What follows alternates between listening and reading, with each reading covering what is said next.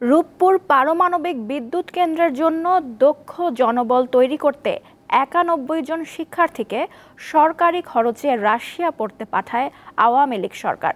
সেখান থেকে ডিগ্রি নিয়ে ফিরলেও চাকরি পাননি ৪৪ জন।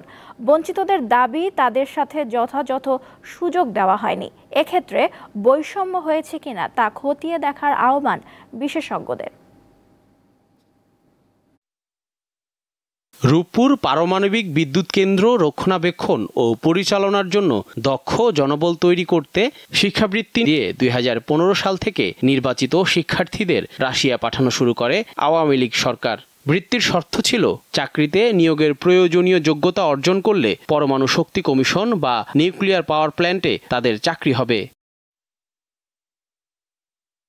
কয়েক ধাপে ৯১ জনকে রাশিয়ার ম্যাফি বিশ্ববিদ্যালয়ে পাঠানো হয়। পড়াশোনা শেষ করে দেশে ফিরলেও চাকরি পাননি ৪৪ জন। বঞ্চিত চাকরি প্রার্থীদের অভিযোগ, ২ ব্যাচের পর নিয়োগ নিয়ে টালবাহানা শুরু হয়। এখানে যাওয়ার পরে পড়াশোনা করে আমরা যে সবাই ভালো একটা রেজাল্ট নিয়ে আমরা দেশে ব্যাক করি, কিন্তু দেশে ব্যাক করার পরে আসলে আমাদেরকে এখন পর্যন্ত নিয়োগ দেওয়া হয়নি। বায়ক অথরিটির কাছে বারবার আসলে একই বিষয় নিয়ে অ্যাপ্রোচ করি, বারবার আশ্বস্ত করা হয় যে আমাদেরকে নিবে, কিন্তু আমরা এতদিন অপেক্ষা করার পরে এখনো আমরা আসলে নিয়োগ পাইনি। চাকরি চেয়ে সম্প্রতি বিজ্ঞান ও প্রযুক্তি মন্ত্রণালয়ে চিঠি দিয়েছে রাশিয়া থেকে পাশ করে আসা বঞ্চিত শিক্ষার্থীরা। আমাদের মতো নিউক্লিয়ার ইঞ্জিনিয়ারদের ভুলের কারণেই কিন্তু হচ্ছে চান্ডুলে নিউক্লিয়ার অ্যাক্সিডেন্টটা হয়েছে। দক্ষ জনবল তৈরি করে নিয়ে আসার পর নিয়োগ না দিয়ে ঠিক কতটুকু এখানে সেফটি কালচার মেনটেন করা হচ্ছে। সবার কাছ থেকে একটা সুষ্ঠু সমাধানের প্রত্যাশায় আমরা যোগাযোগ করছি। সমাধানের অনেক আশ্বাস পেলেও এখন পর্যন্ত আমরা সমাধানের জন্য কোনো পদক্ষেপ এখন পর্যন্ত আমরা দেখতে পাইনি।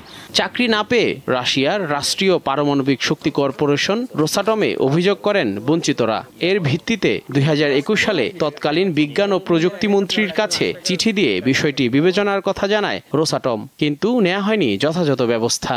রূপপুর পারমাণবিক বিদ্যুৎ কেন্দ্র চাকরি প্রার্থীদের সঙ্গে বৈষম্য হয়েছে কিনা তা খতিয়ে দেখার আহ্বান জানিয়েছেন বিশেষজ্ঞরা। যেহেতু আগের সরকারের সময় এগুলা হয়েছে, তাহলে আমাদের দেখা উচিত যে যারা এখন চাকরি পাচ্ছে না তাদের এগেনস্টে বৈষম্য ধরনের আচরণ করা হচ্ছে কিনা। আমার ধারণা হয়তো হচ্ছে, তাহলে এগুলাকে অবশ্যই ইমিডিয়েটলি শুধরানো দরকার।